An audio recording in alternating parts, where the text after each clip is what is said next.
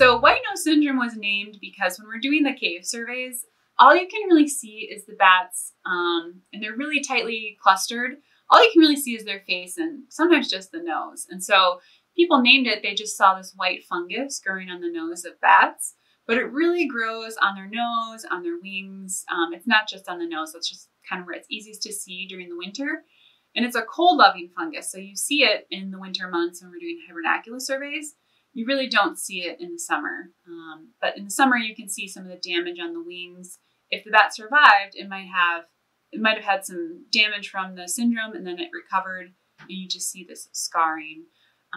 But yeah, we see that in the winter months in the hibernacula, just this white kind of fuzz growing on their nose.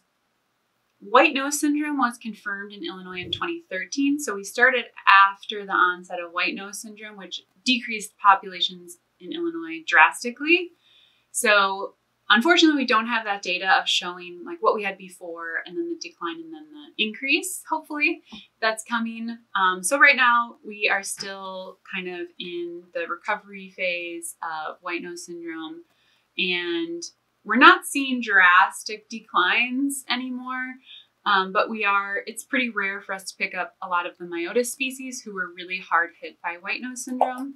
So we're still, it's a big deal when we pick up, especially a northern long-eared bat. Those ones we're really not seeing. Those are federally threatened. The little brown bat we rarely catch anymore. I think we've caught 2 or 3 since the beginning of the program. The Indiana bat is federally endangered, and so we pay attention for sure when we catch that or pick it up on the acoustic recorders. Those are the ones that we're really keeping an eye out for, but we're monitoring the populations of hoary bats and eastern red bats as wind energy increases in Illinois. They're migratory, and migratory species tend to be most impacted by wind energy, so we're keeping an eye on those populations and seeing if we see any declines as wind energy increases.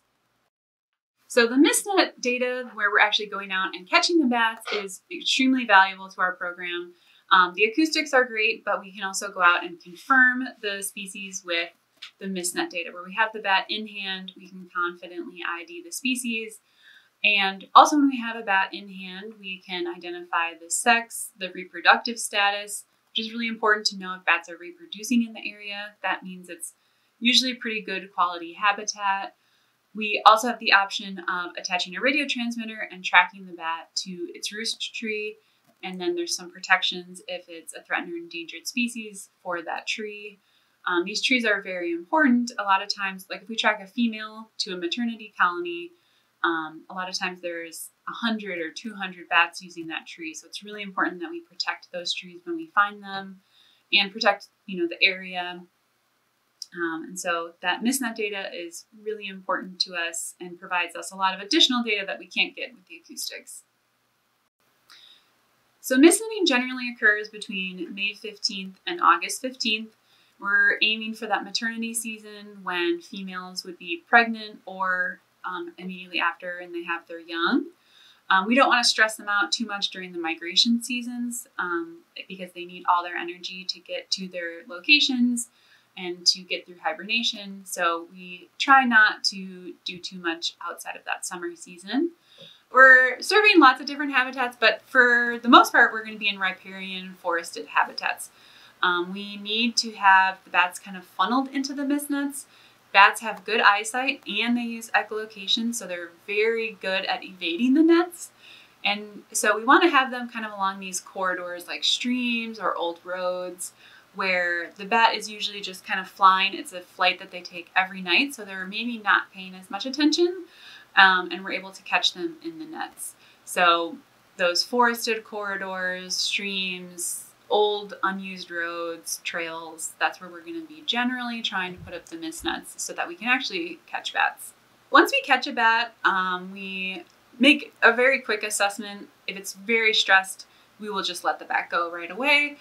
We do not want to have a negative impact on these local bats. So once we get the bat, we make an assessment. Then we are checking for wing damage from white nose syndrome. We can see if the bat survived white nose. Sometimes they'll have some scarring. We are looking to see the reproductive status. If it's a female, is she pregnant or lactating? We are seeing if it's male or female. We can ID the species, so we're looking for a few key characteristics. Some of that is the fur color immediately. If it's an eastern red bat, we will know the species. But some of the other bats that are brown, we are looking for some of the skin on the Uropatagium can help us ID the ear shape, and then within the ear is called the tragus. We can look at the shape and size of that to ID the species.